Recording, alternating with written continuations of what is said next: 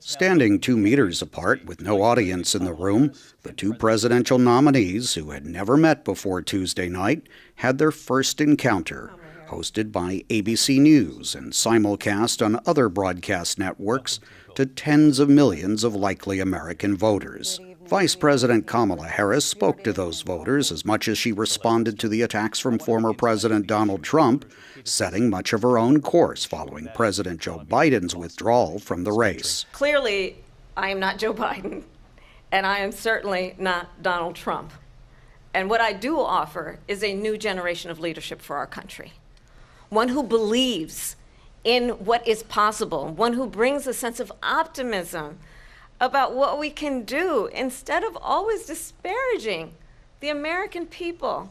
Trump blamed Harris, whom he called a Marxist, for a surge in illegal migration into the United States. They've destroyed the fabric of our country. Millions of people let in.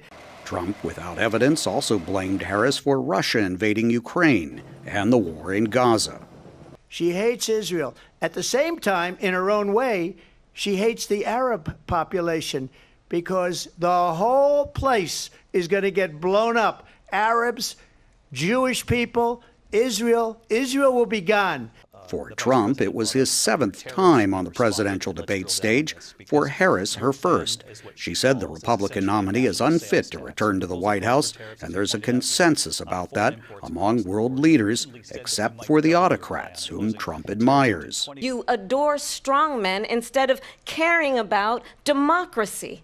Trump's surrogates in the spin room, such as Republican Congressman Byron Donalds of Florida, said Harris failed to articulate what she would do as president. Kamala Harris, all she did was attack him. She didn't talk about the policies.